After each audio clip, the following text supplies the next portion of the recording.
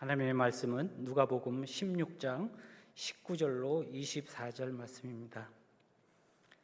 한 부자가 있어 자색옷과 고운 베옷을 입고 날마다 호화롭게 즐기더라.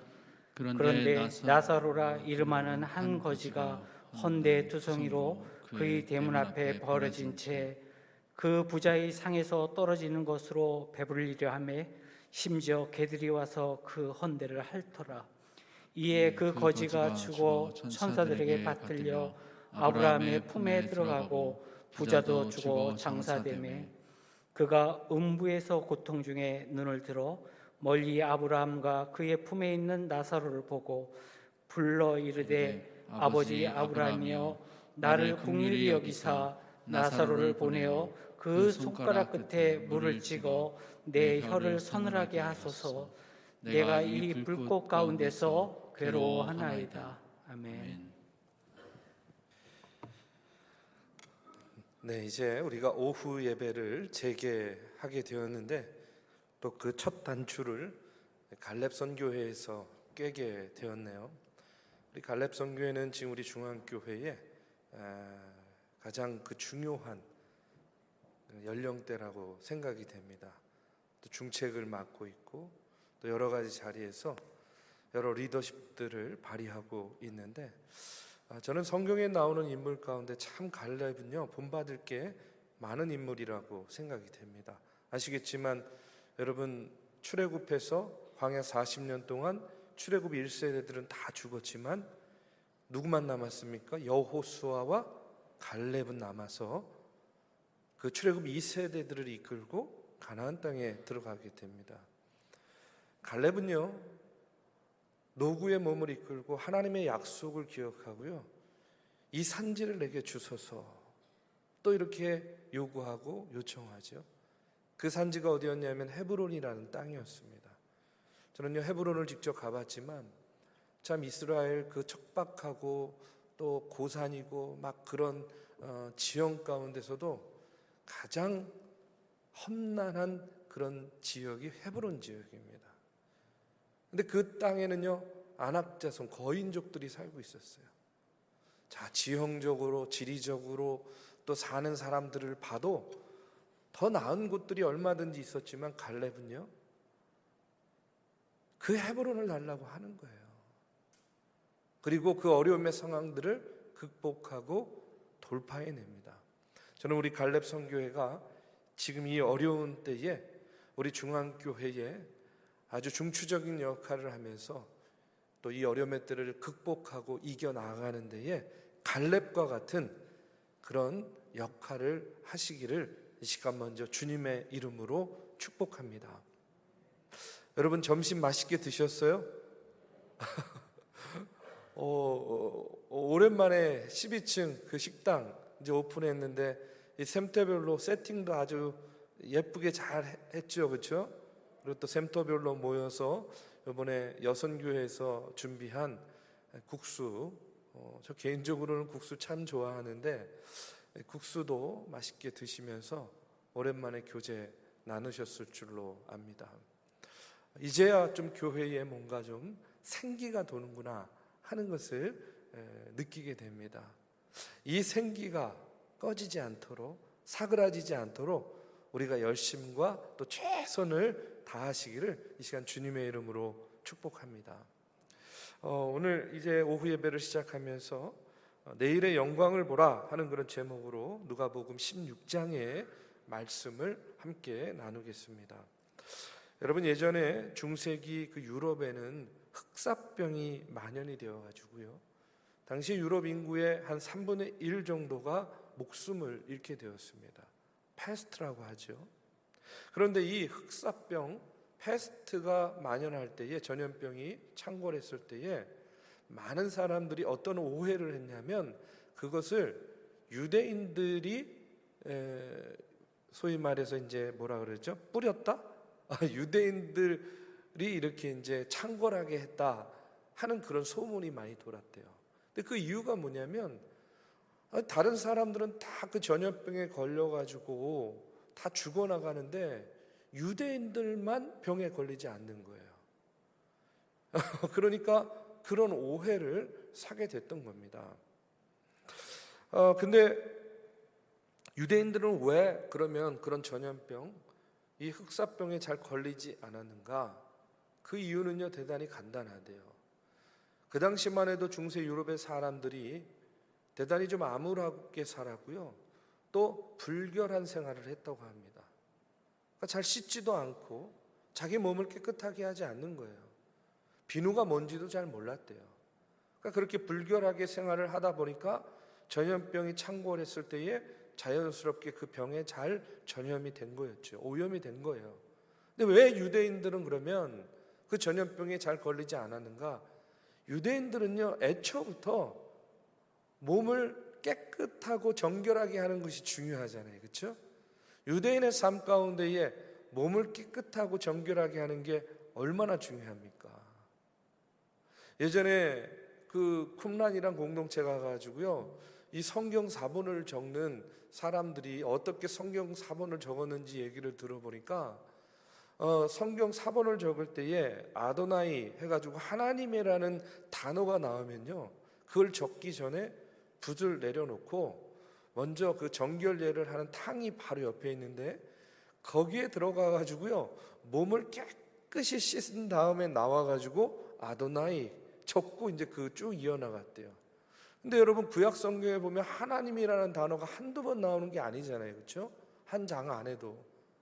근데 10번을 나오던 20번을 나오던 100번을 나오던 무조건 야훼 하나님이라는 이름 나오면 딱 붓 놓고 몸부터 깨끗이 씻고 정결하게 하고 그 하나님이라는 단어를 적어 나갔다는 거예요. 애초에 유대인들의 삶은 몸을 깨끗하게 하고 정결하게 하는 것이 중요한 그런 습관이었다는 겁니다.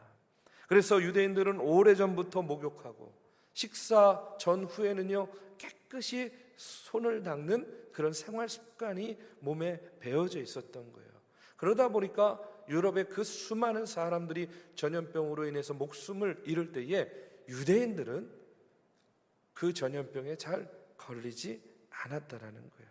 이유는 뭐냐? 다시 한번 말씀드리지만 종교적인 규칙과 신앙적인 생활 습관이 그들의 몸에 일찍이 배어 있었기 때문이다 하는 그런 이야기입니다. 평소에 몸을 깨끗이 하는 습관이 그들을 무서운 전염병으로 지켜주었다. 저는요, 그 이야기를 읽으면서 그런 생각했어요. 참 우리에게는 좋은 습관을 가지는 게 중요하구나. 우리도 비슷하지 않습니까? 코로나 이 팬데믹을 겪으면서 마스크 쓰는 거, 그 다음에 생활 속에서는 어떤 습관이요? 나갔다 들어오면 항상 손을 깨끗이 씻으면 된다는 거죠. 그렇죠? 저도요, 얼마나 손을 안 씻었는데 무조건 들어가면 손부터 씻게 됐어요. 좋은 습관이 이 코로나 팬데믹을 지나면서 제 몸에도 하나 이제 배게 됐습니다. 자, 그런데 여러분, 우리가 신앙생활 하면서도 우리에게 좋은 습관을 갖는 것이 참 중요해요. 그러면 그 좋은 습관이 어떤 것이겠는가? 저는요, 감사하는 습관이라고 믿습니다. 어떤 상황 가운데, 모든 상황 가운데서도 하나님께 감사하는 그 신앙의 습관을 갖는 것이 중요하다 하는 그런 이야기예요. 여러분, 유대인들은요, 음식을 먹을 때에 그 음식을 주신 여호와께 감사하고 또 음식을 만들어 주신 부모님께 감사하는 마음이 없으면 인간으로서 가치가 없다라고 이렇게 여겼다는 거예요. 그러니까 밥을 먹을 때마다 항상 하나님께 감사하고 누구에게 감사하는 거예요? 부모에게 감사하는 거죠.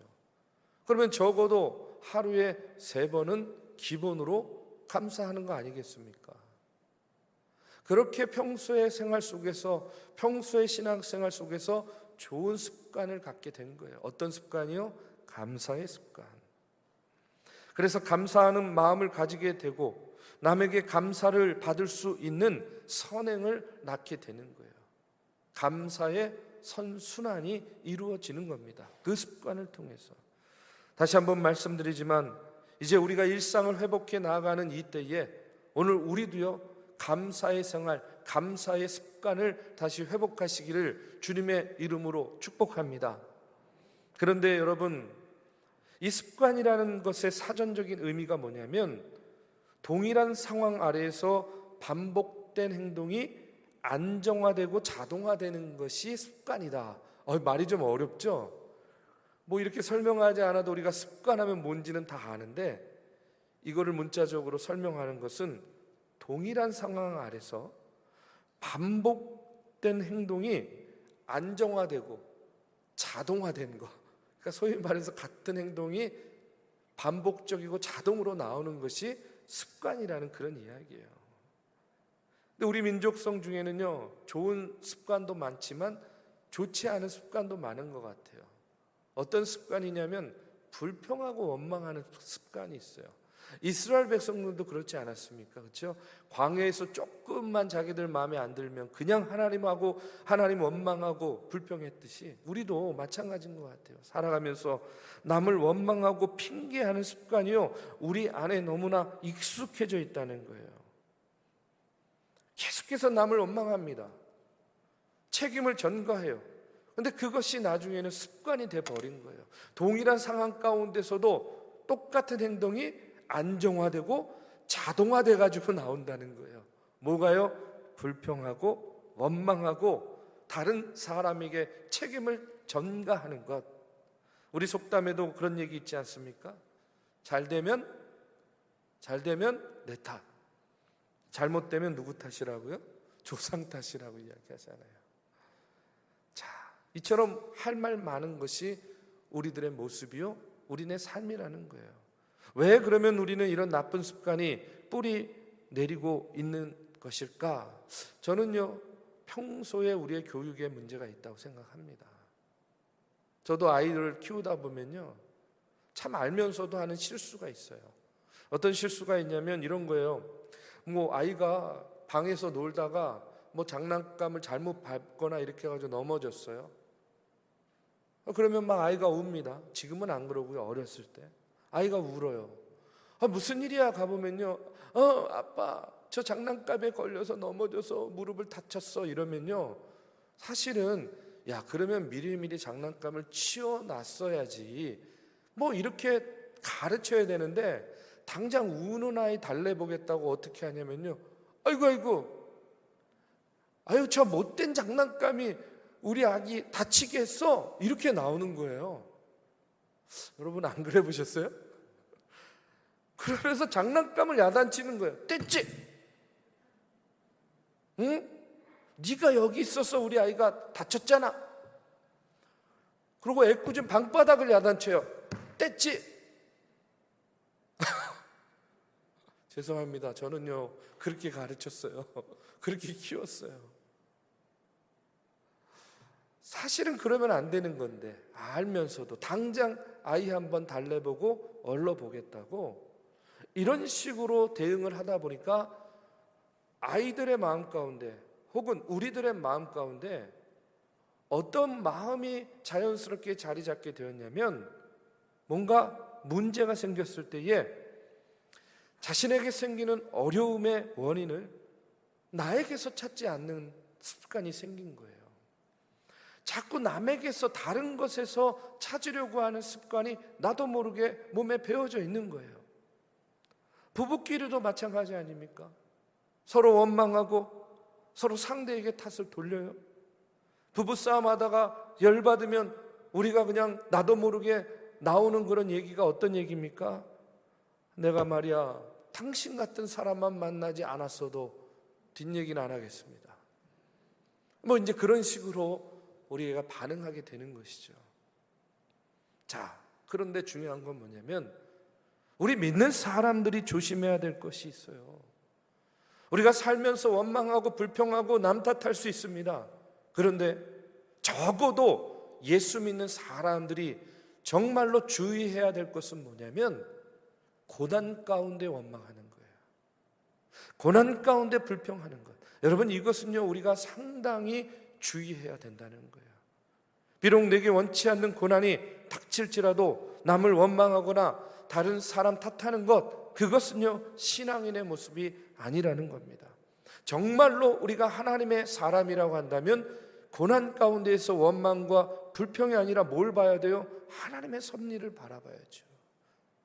거기서 더 나아가서 성숙한 사람, 성장한 사람은요, 심지어는요, 고난이 축복이다라고까지도 고백할 수 있게 되는 겁니다.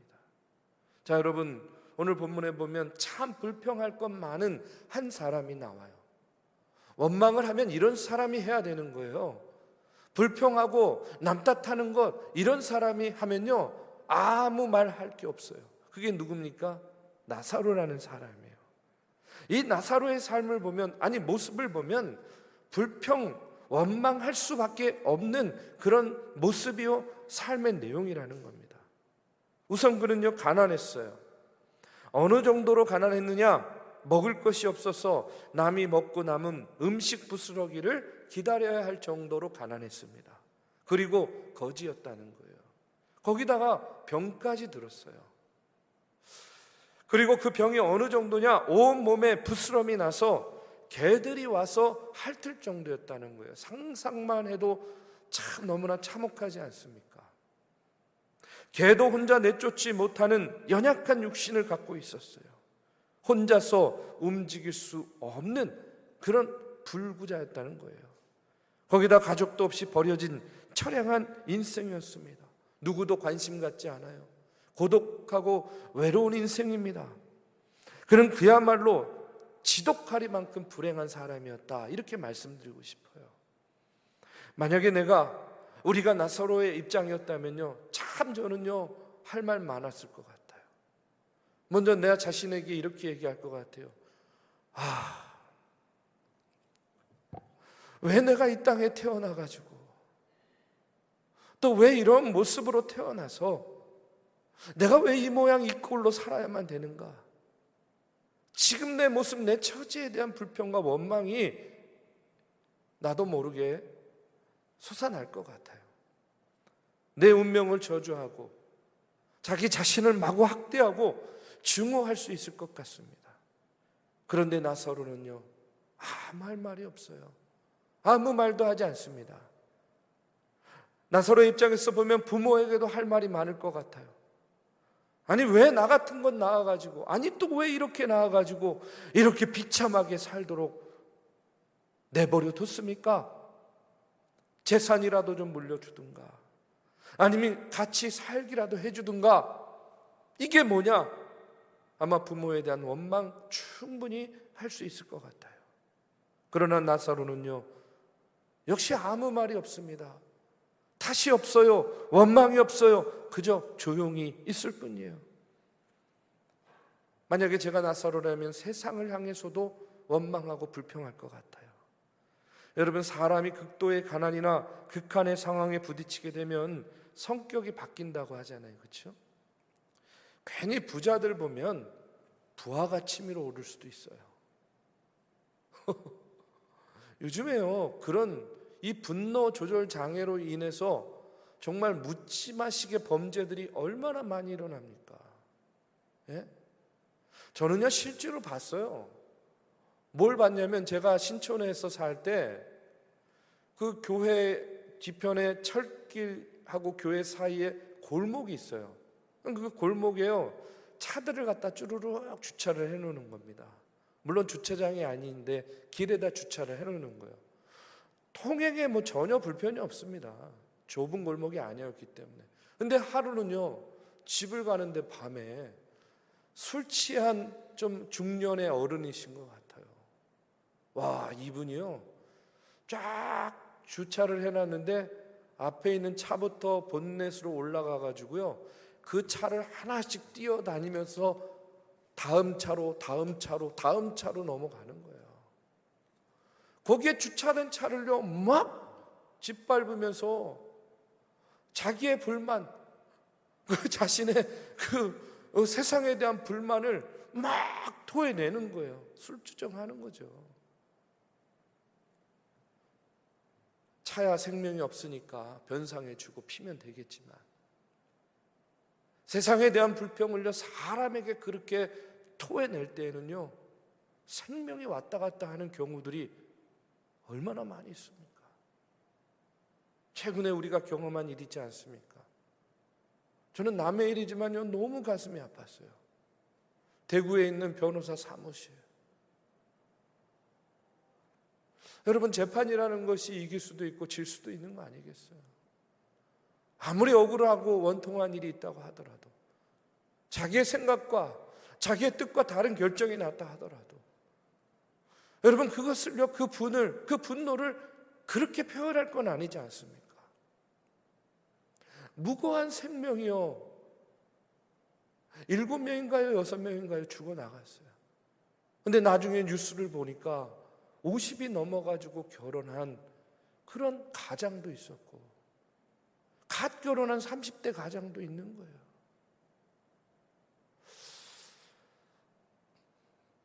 너무나 참 가슴이 아파가지고 잠을 못 자겠더라고요.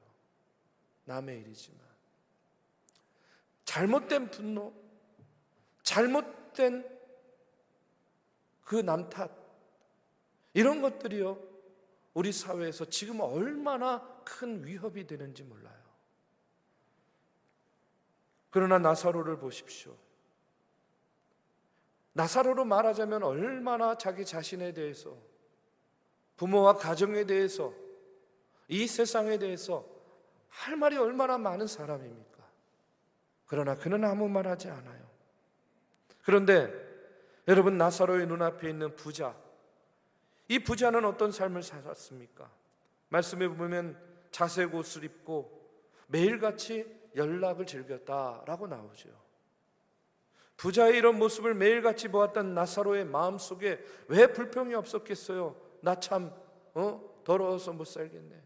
누구는 좋은 옷 입고 맨날 배가 터지도록 먹고 잘 살고 있는데, 나는 이렇게 병들고 남의 밥상에서 떨어지는 부스럭이나 주워 먹고, 야, 세상 참 불공평하다, 이런 마음 들지 않겠어요?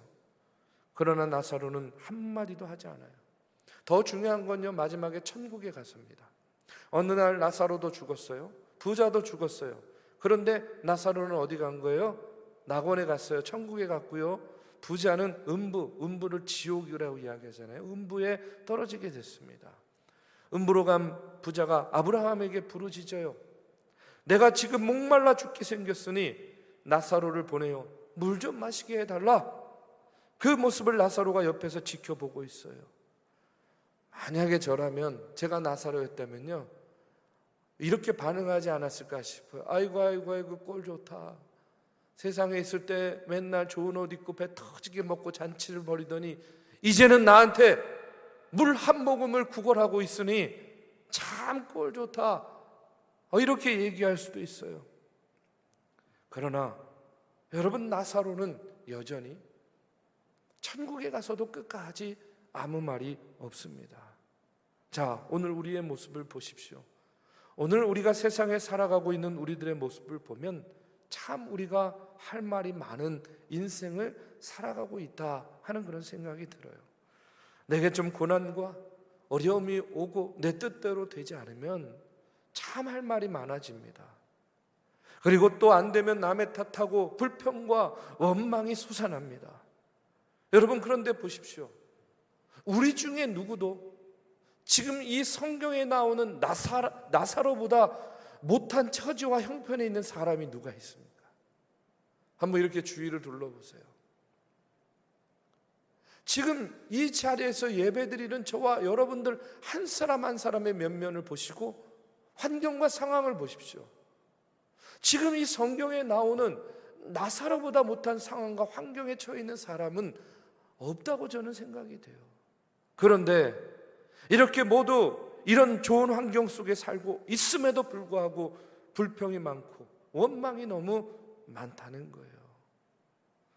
어떤 글을 보니까 사람이 살아가는 데에 기본적으로 필요한 3가지 조건이 있다고 합니다. 첫째가 건강이고, 두 번째가 가정이고, 세 번째가 경제력이라는 거예요. 이 3가지가 사람이 살아가는데 가장 중요한 기본적이고 필요한 것이래요.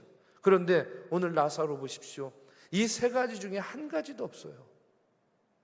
완전한 절망입니다. 앞서도 얘기했죠. 나사로 정도 되면 불평하고 원망하고 남 탓한다 해도 에휴 그럴 수밖에 없겠거니 하고 이렇게 이해할 수 있는 그런 처지와 형편이에요. 그런데 놀라운 것은 단 한마디의 원망도 불평도 남의 탓도 하지 않고 오직 누구만을 의지합니까? 하나님만을 의지했다는 거예요. 여러분, 오늘 본문에 보면 나사로가 하나님을 믿었다는 이야기는 없습니다. 그러나 무엇을 보고 알 수 있냐면 22절의 말씀에 보면 이에 그 거지가 죽어 천사들에게 받들려 아브라함의 품에 들어가고 이렇게 나오죠. 자, 천사들에게 받들려서 아브라함의 품에 들어갔다라면 그곳이 어디겠어요? 천국 아니겠습니까? 그런데 여러분, 천국은요 아무나 가는 곳이 아니에요. 어떤 사람이 가는 곳이에요? 하나님 믿고 하나님 의지하는 사람들이 가는 곳입니다. 실제로 나사로는요 엘리에셀이라는 뜻이 있어요. 이 엘리에셀이라는 뜻이 뭐냐면 하나님은 구원자, 또 하나님의 도우심이라 하는 그런 뜻이 있습니다.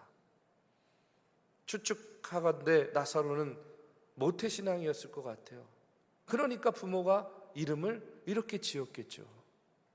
오늘 나사로는 그의 삶이 절망적이었지만 절망하지 않았습니다. 자신의 형편과 처지를 거부하지도 않았어요. 오히려 자신의 처지를 잠잠히 받아들이면서 자신의 이름의 뜻대로 하나님의 도우심을 기다리고 있었던 거예요. 그랬더니 그 이름대로, 그 나사로라는 이름대로, 엘리에셀이라는 이름대로 하나님의 도움을 받습니다. 그리고 마침내 천국, 하나님의 나라에 들어가게 되었다는 거예요. 사랑하는 우리 믿음의 성도 여러분, 우리가 이 세상에서 살 때에 우리의 궁극적인 소망은 무엇입니까?